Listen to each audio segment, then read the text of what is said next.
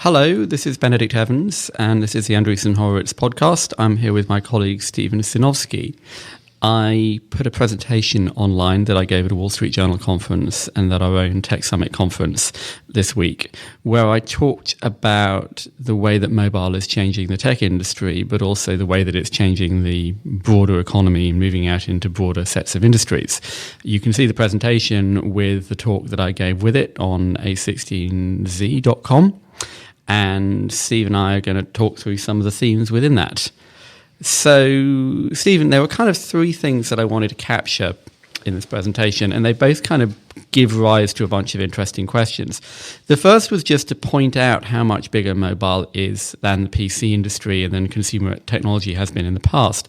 But more importantly, to kind of make the point that it's not so much that it's bigger as that this is the first time that tech actually sells to almost everybody. That previously you sold mainframes to companies, you sold PCs to upper middle class households, but mobile and therefore smartphones is a product that 70, 80, 90% of people on Earth are going to have. And that's kind of a profound change. And it changes the tech industry and it changes how the internet functions.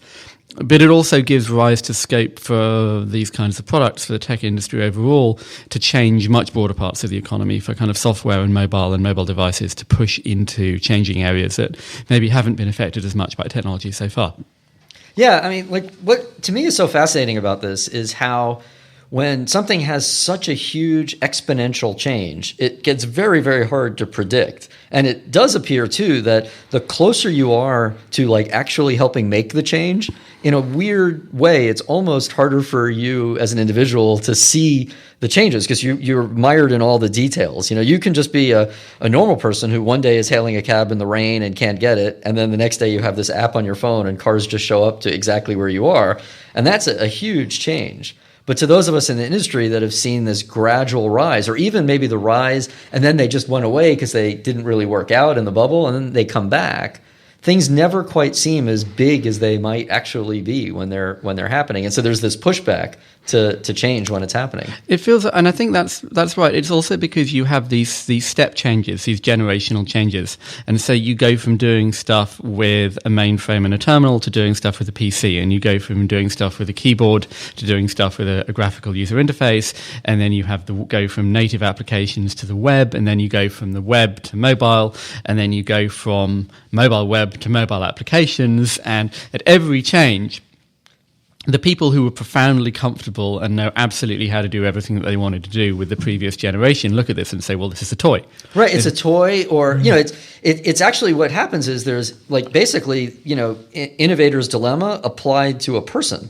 So it's this very deep personal thing where your own skills like come into question. And, you know, developers like to think in code, and code is code. But actually there have been huge, profound changes in the code that gets written. And people do often resist those kind of changes. And what's amazing is that even as an engineer going through all of those changes that you mentioned, I mean, my freshman year of computer science was on a mainframe. I had minis. I went through all of them. At each step, it was amazing to me when I think back, the people who just said that this new next step was never going to be the next big thing. And it's just unbelievable. Like and it wasn't just, I mean, like certainly, you know, everybody said the PC was a toy compared to the mainframe. I mean, like, in fact, it was a toy compared to mini computers, which were basically just larger proprietary PCs. And then the PC, you know, everybody was just like, you know, because it looked just like a mainframe when you used it. And then the graphical interface came out and everybody just said, well, see, this is just a toy. I mean, I worked in the Mac lab when the Macs came out on college campus that in 1984, and people used to come in and literally treat them like they were toys. Like it was like, I'm going to go over here and do my punch cards with my statistics, and over here I'm going to just draw a picture for a fraternity or sorority party. And yet as things become ubiquitous, then all of a sudden the nature of what everybody uses them for completely changes. And I think that's the essence of what's really going on with mobile. It totally changes the very nature of activities and businesses. Well, this is the thing, and that what happens when each wave of tools come into a business, I mean, and it's not even just a technology thing, you could apply it to, you know, automobiles or, you know, new types of things in retail. That what first of all happens is that the new thing has to fit the existing way of doing it. And you say you torture it and kind of cripple it and you make it fit what you did before.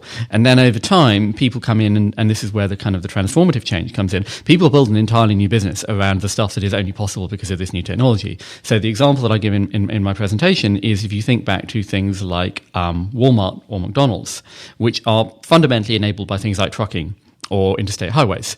And, department stores use trucks and interstate highways as well.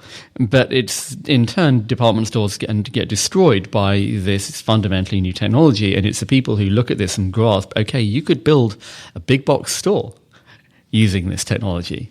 That's actually what redefines how that industry works. And I think you see the same thing with computers, that first of all, they come in and you'd write your memo and you print it out and you put it in the inter-office mail and it would arrive on somebody else's desk 2 days later, and then stuff would happen.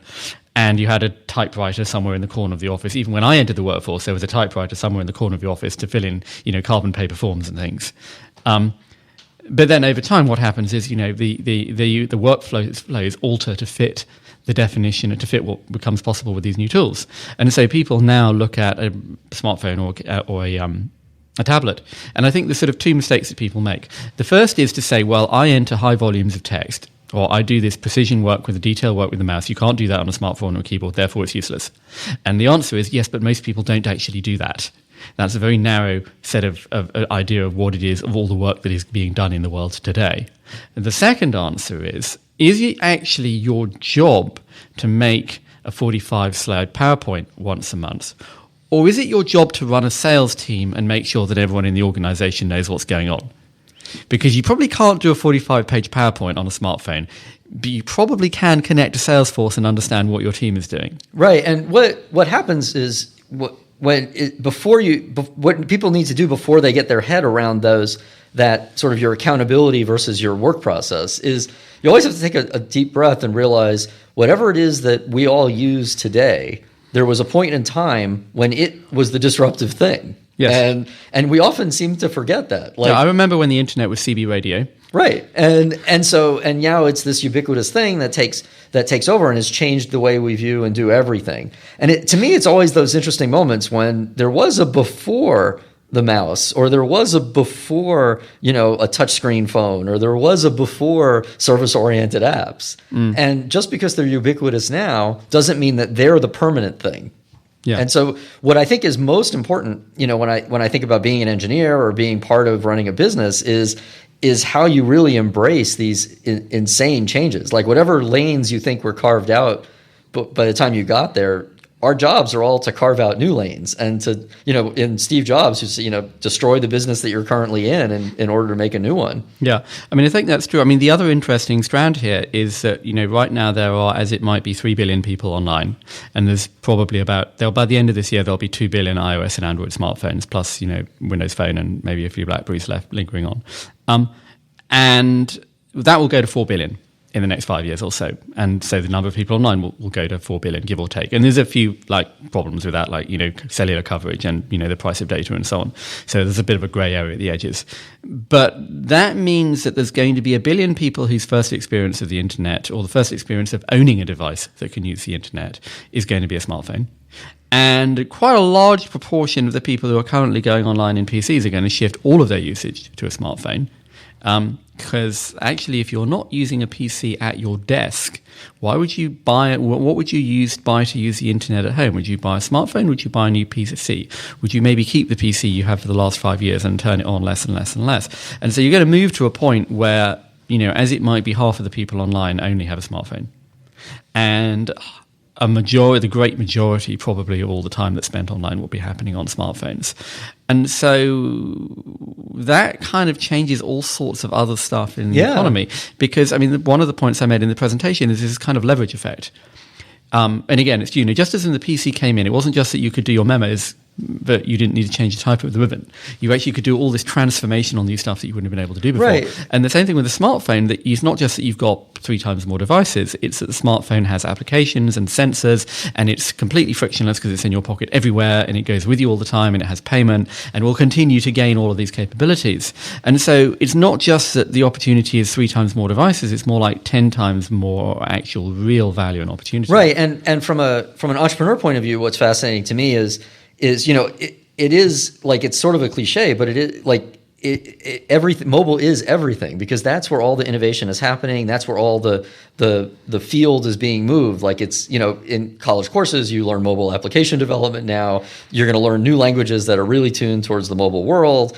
And so you have to really embrace the fact that even if you're comfortable with the technology and it has an ecosystem of people around that technology, like the innovation is going to slowly decay, and it, particularly in a relative sense to what's going on. I mean, I remember the first conference I ever went to in our industry was the very last conference that Digital Equipment held as a really giant conference. And was that still on the Queen Mary? Yeah, they rented the Queen Mary, and it was like on a cruise ship, and it's this crazy thing. And I remember, just recently going to another conference here in the Valley, and I even remember at the digital conference, I was just out of in grad school, and I was like the young person, and everybody there seemed like grown-ups. And I know what it's like to go to conferences where all of the things being talked about are what it was like at the conference 10 years ago. And I was just at a conference a couple months ago here where it was just the second one that was held, and it was filling Moscone Center, and everybody in it had just graduated college, and all of the work was new in ways that things hadn't been done before. They weren't rewriting old things. They didn't even know what the old things were to rewrite. And I think for me, once there's a phone everywhere, it doesn't just change that everybody's got a phone and everybody's going to buy stuff online, but all of the energy about writing new code and how apps are built and the architecture and the tools all are moving to that. But these also happen really slowly.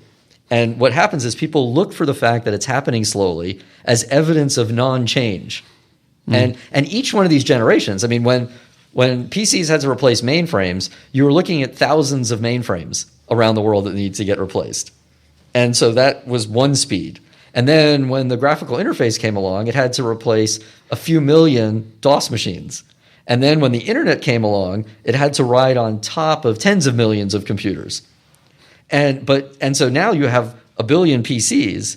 They don't just evaporate, and all of that work doesn't change, but it is actually changing. And I think I look at what happened with the recent Adobe conference, and they showed two forms of new kinds of work that I think really speak to the way that the ecosystems are changing. First, they showed a lot of work happening on tablets, whether they were Windows tablets or iPads, and then they showed a lot of work that used to happen in their full suite of applications happening in Adobe Creative Cloud using apps.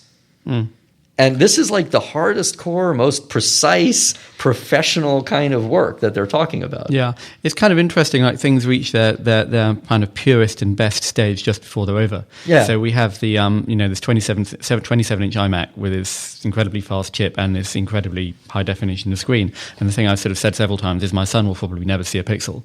Except kind of ironically. And I think, but yet that will be, if I buy that will be the last PC I ever buy. Oh, absolutely. It will last me for 10 years, and who knows where we'll be then. And I think, but everything is like that. I look at the automobiles today, and I think that the ones that are being sold today are the very last cars that are going to basically require a driver. Now but for 25 more years, you will be able to buy these cars. It will be the last car that I buy that requires a driver. Yeah. And in 10 years' time, I'll buy a new car, and it will, I might still be able to drive if I want to, but. Well, and also, and when you speak about how software changes those things, cars are a great example too, because the highways and the freeways and the roads and automobiles created suburbanization. Yes. And then once you now have all sorts of ride sharing, telecommuting, and technology, you can move back to the cities. And so there's this mass global urbanization taking place where technology is sort of the core of what's enabling that. And all of a sudden, you can do that comfortably, because the idea of using like a lift to go to and from the suburbs to your city job seems absurd, but the idea of using Lyft to get around the city core, or indeed using a lift to go to and fro your suburban job from your home in the city, which right, is in this part of the world. Oh, okay, well, yeah, that's true. Yeah, I mean, you go right back. That's what happened with railways as well. The railways created the suburbs in Europe because all of a sudden you would commute to what were called the brickfields, and all the farmland of Europe was built over in houses.